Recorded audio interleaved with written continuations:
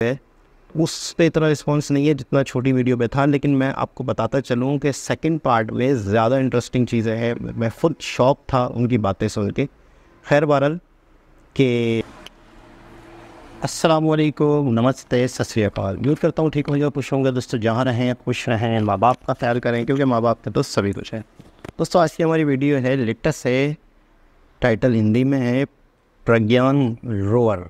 तो देखते हैं इस वीडियो में क्या है। NMF news.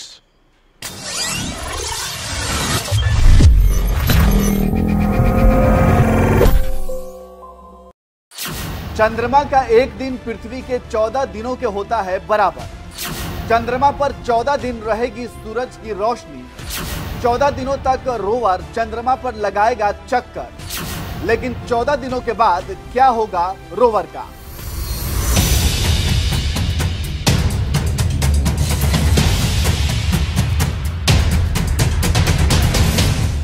नमस्कार, मैं नियाज खान और आप देख रहे हैं NMF न्यूज। चांद पर चंद्रयान 3 सफलतापूर्वक सॉफ्ट लैंडिंग कर चुका है और उसमें मौजूद प्रज्ञान रोवर भी बाहर आ चुका है। चांद की धरती पर एक्सप्लोर कर रहा है और कई तस्वीरें और जानकारियां भी इसरो को भेज चुका है। वहीं इसरो के मुताबिक लैंड और प्रज्ञान रोवर की लाइफ चांद पर एक चंद्र दिवस है, जो कि पृथ्वी पर 14 दिनों के बराबर होता है। चंद्रयान 3 के सफल लैंडिंग के कुछ घंटों के बाद रोवर प्रज्ञान लैंडर से बाहर निकला। इसमें कुछ समय लगा क्योंकि रोवर को तब तक इंतजार करना पड़ा जब तक कि लैंडर की लैंडिंग से उठी चंद्रमा की धूल नहीं जम गई। आपको बता दें कि चंद्रमा का गुरुत्वाकर्षण पृथ्वी के गुरुत्वाकर्षण का एक अंश है और इसलिए धूल को नष्ट होने में ज्यादा समय लगता है। अब जैसा कि इसरो के मुताबिक 14 दिनों तक लैंडर और रोवर चांद पर घूम घूम कर जानकारियां इकट्ठा करेगा। फिर 14 दिनों के बाद चांद पर अंधेरा हो जाएगा और वहां का तापमान भी बदल जाएगा। तो फिर सवाल अब यह है कि उसके बाद क्या होगा। लैंडर और रोवर 14 दिनों के बाद चांद पर क्या करेंगे? तो चलिए आपके इस सवाल का जवाब हम दे देते हैं। आपको बता दें कि लैंडर और रोवर का मकसद 14 दिनों तक सतह का अध्ययन करना है। 14 दिनों बाद जब चांद पर अंधेरा हो जाएगा तो वहां बेहद ठंडा हो जाएगा। इस दौरान सौर ऊर्जा से संचालित लैंडर और रोवर की गति धीमी होने की संभावना है, क्योंकि इन दोनों ही यंत्रों में सौर ऊर्जा लगा हुआ है जो धूप की रोशनी से चार्ज होता है और अपना काम करता है। वहीं इसरो के वैज्ञानिकों का मानना है कि ऐसी संभावना है कि लैंडर और रोवर अपने मिशन की अवधि के बाद भी काम कर सकते हैं और उसके बाद जब चंद्रमा पर फिर से दिन होगा और जैसे ही सूरज उगेगा तो फिर से लैंडर और रोवर एक्टिव हो सकते हैं और अपना काम करना शुरू कर देंगे। इसके अलावा आपको बता दें कि अब चंद्रयान 3 के चांद के दक्षिणी ध्रुव पर सफल लैंडिंग के बाद अब भारत यहां रुकने वाला नहीं है, क्योंकि इसरो के वैज्ञानिकों ने अब अपने अगले मिशन पर काम करना शुरू कर दिया है और अब उनका अगला मिशन है शुक्र ग्रह पर जाने का। इसे लेकर इसरो के अध्यक्ष एस सोमनाथन ने भी ऐलान कर दिया है। What is the next mission, sir, of the ISRO? Next mission is Aditya L1 mission that is getting ready at Sriharikota. ISRO chief ने कहा कि भारत के पास चंद्रमा, मंगल और शुक्र की यात्रा करने की क्षमता है, लेकिन हमें अपना आत्मविश्वास बढ़ाने की जरूरत है। हमें और अधिक निवेश की आवश्यकता है और अंतरिक्ष क्षेत्र का विकास होना चाहिए। इससे पूरे देश का विकास होना चाहिए। यही हमारा मिशन है। हम उस विजन को पूरा करने के लिए तैयार हैं जो PM मोदी ने हमें दिया था। उन्होंने आगे कहा, आदित्य L1 उपग्रह तैयार है। यह श्रीहरिकोटा पहुंच गया है और PSLV से जुड़ गया है।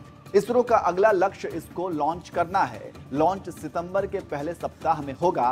तारीख की घोषणा 2 दिनों के भीतर की जाएगी।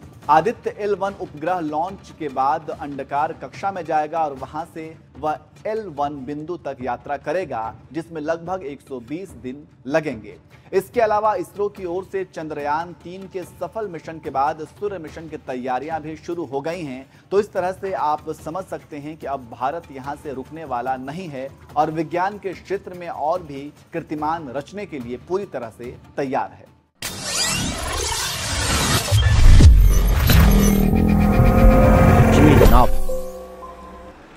अच्छा, किसी वीडियो में मैंने ये भी सुना था कि जब बहुत ही ज़्यादा ठंड पड़ जाएगी चांद पर, 14 दिनों का दिन होता है। अच्छा, बहुत सारी नॉलेज ये यकीन करें मुझे बिल्कुल इस बारे में नहीं पता था।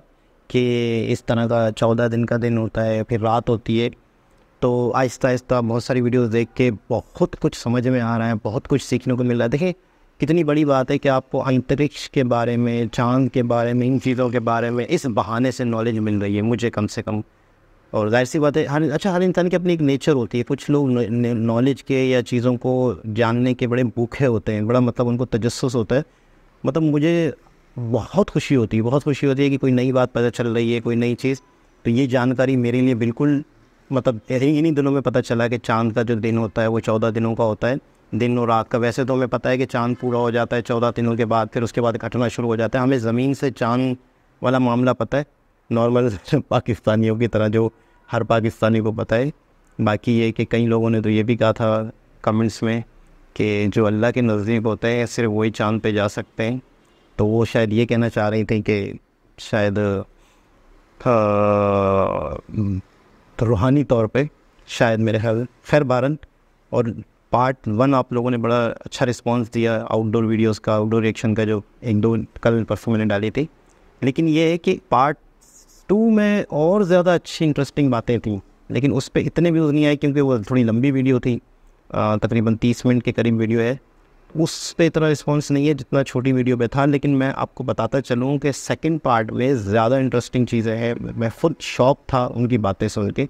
खैर बहरहाल, कि पिछली वीडियो में मैं ये बताना चाह रहा था, ये सुना था मैंने कि आप जब 14 दिनों के बाद इतनी ठंड पड़ेगी कि ये जो इक्विपमेंट्स हैं, ये जो विज्ञान रोवर है, ये जो लैंडर है, विक्रम लैंडर, इसके जो इक्विपमेंट्स हैं ये सारे नाकारा हो जाएंगे। यानी कि ये बिल्कुल ही इतनी शिद्दत से ठंड पड़ती है, इतनी शिद्दत से ठंड पड़ती है कि ये किसी काम के नहीं रहते।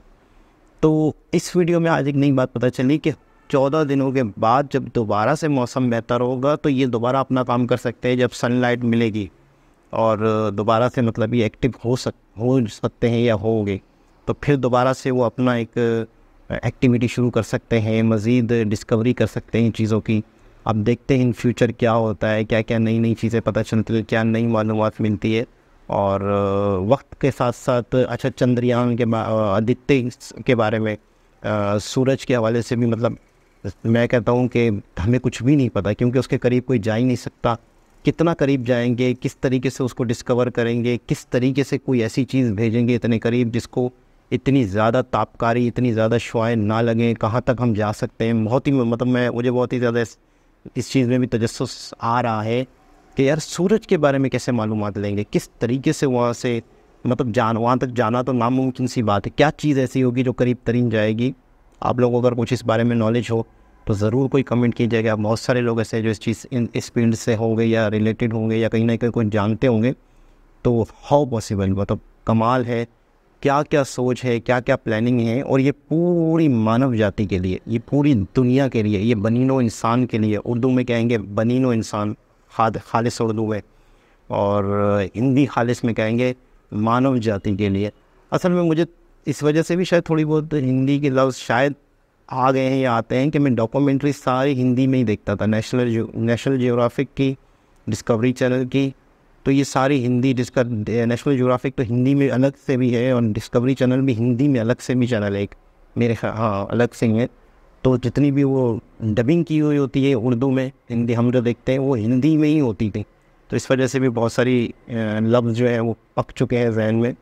और अक्सर जब मैं लोगों के से बात कर रहा होता हूँ तो मेरे मुंह में एक लफ्ज़ जो है वो बहुत ज़्यादा निकल आता है, जिसकी वजह से हर कोई थोड़ा सा शौक से मुझे देखते हैं। देश, मतलब कंट्री के बजाय, वतन के बजाय, मुल्क के बजाय मेरे मुंह से अक्सर देश निकल रहा है आजकल। तो जो भी शख्स होता है या यूँ थोड़ा सा चौंक के देखते हैं देश, तो ये कौन है भाई, कहाँ से आया हुआ है, इंडिया से आया हुआ बंदा है क्या देश बोल रहा है। तो ये अक्सर मेरे मुँह से निकल जाता है। तो खैर देखते हैं इन फ्यूचर क्या होता है। प्रज्ञान रोवर 14 दिनों के बाद दोबारा एक्टिव हो जाएगा, लेकिन ये मज़ीद कुछ दिन बचे हैं।